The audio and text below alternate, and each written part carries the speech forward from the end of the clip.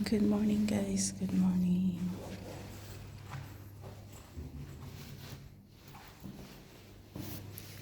So, happy Sunday. Palabas tayo ngayon. Day off. Pero, day off natin. Punta tayo ng guys, ng simbahan. Kasi, service. Community service. And, community service natin. Then, schedule ko para magluto, guys. Yes, schedule ko magluto para sa aming community. Kaya, stay tuned.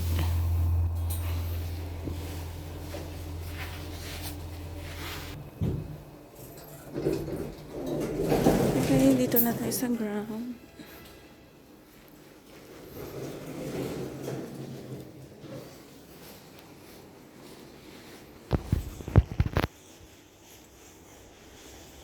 Walang tao sa walang sikyo. Okay, nandito na tayo sa labas, guys.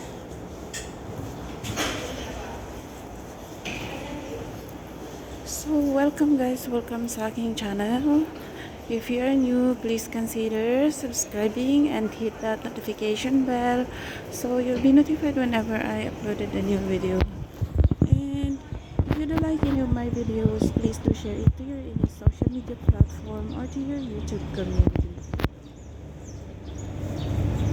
Simbahan din ito siya, guys. Pero anong tawag doon? Protestant. So, winter time.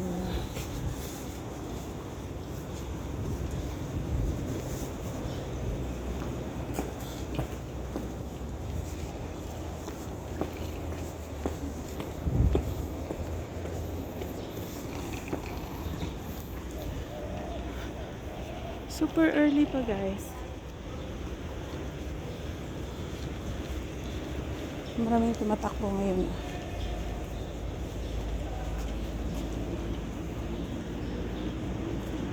Oh, yes. Marathon. Standard marathon ngayon pala. Wala, nakalimutan ko.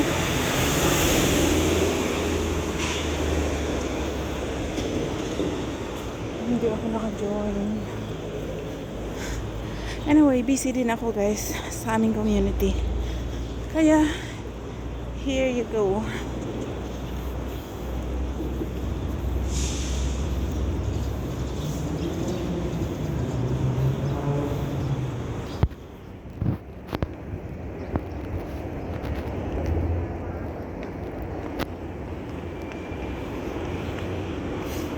Ayan, may mga notes sila, guys, kapag may mga marathon na undergoing.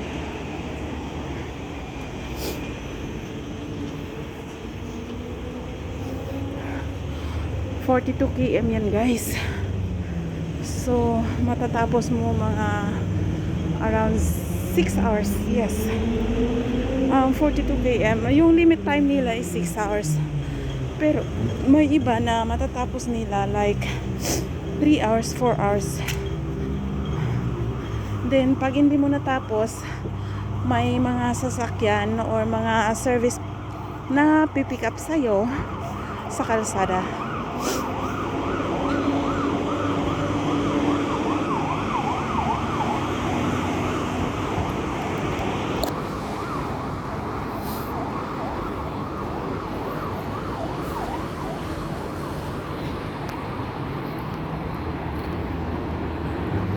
So, kumusta tayo lahat, guys?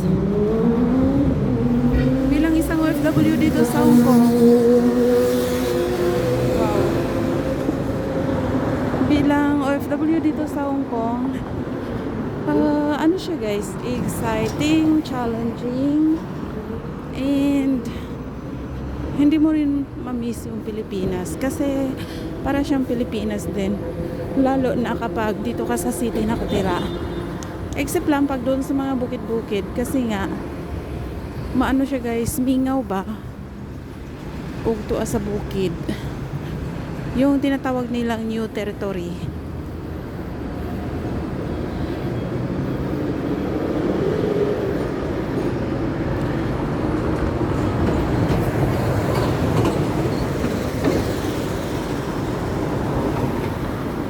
malapit lang pala ako dito guys, kaya walking distance lang or nilalakad ko lang papunta. And bago niyan, dadaan ako ng market. Kasi nga, luto namin.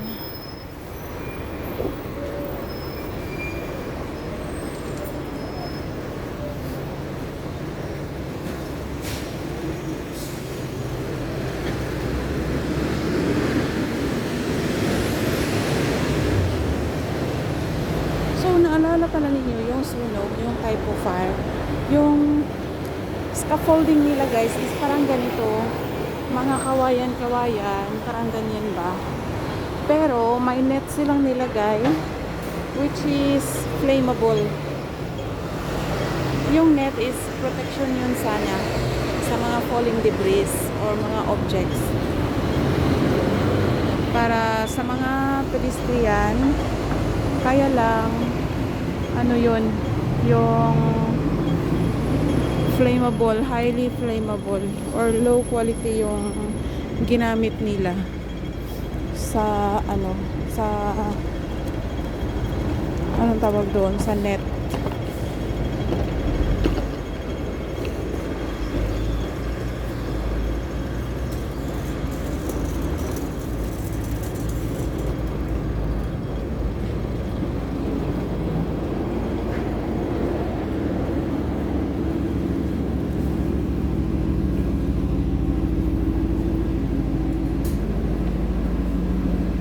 Malapit na tayo sa market.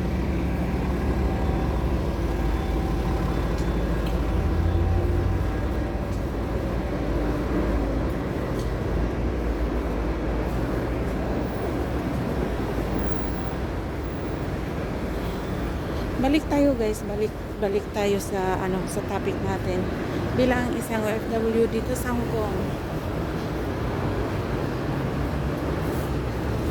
So daghan din kuan guys, daghan din OFW sa Hong Kong. Klase-klase na ano, skills or job or work. So may mga highly skilled workers, which is siguro sa mga, let's say, sa mga ano na sila guys, sa mga offices naapoy mga ano sa tawagan na white collar job. Yes, white collar job sa mga restaurant. And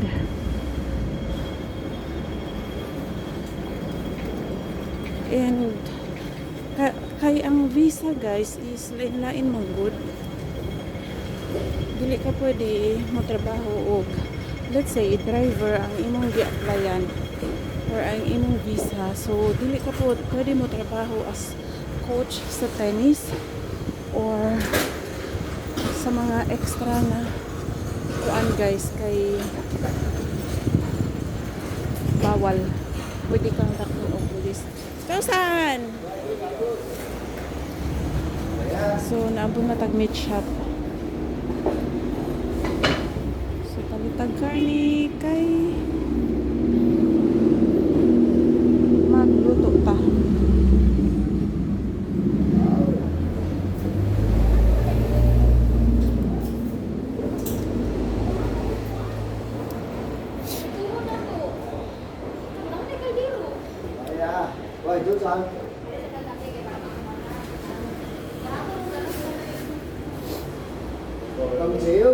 Mai, yawa. Liko, kitchen na. Yet kan. 35. 47. Oh.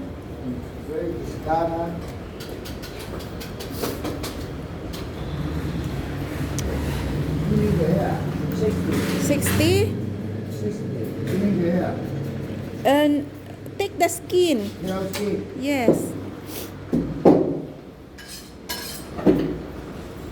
Yawa, Liko.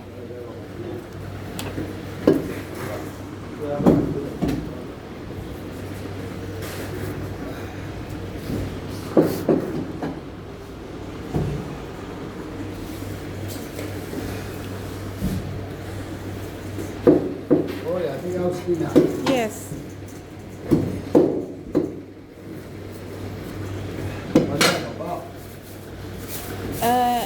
This is lục sập hả mà? This is yeah, yeah, tansin. I add some.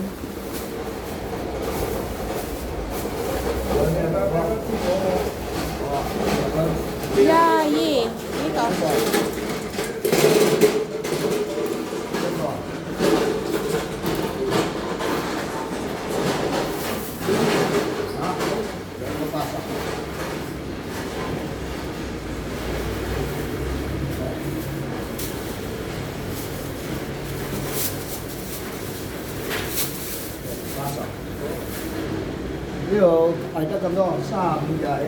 Hổ.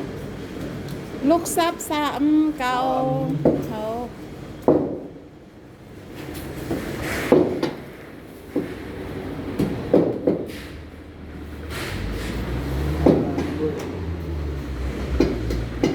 So, nagpalit ko karne guys, kay para sa among luto.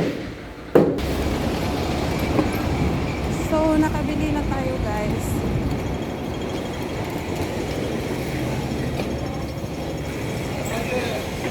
And here you go.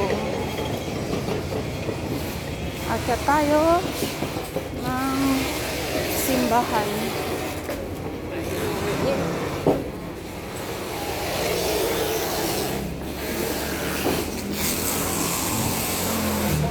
Na-miss ko yung marathon. Kasi medyo matagal-tagal na akong hindi nakaka-join kasi dahil nga busy lagi.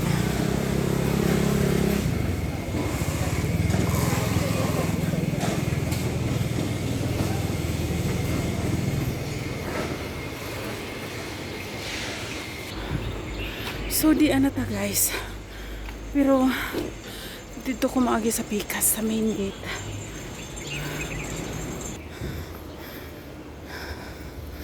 Okay. So dito na tayo.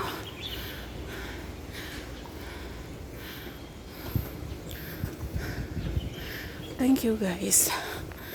Thank you for watching.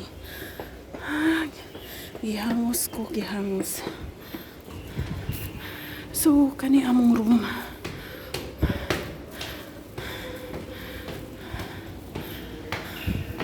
Okay.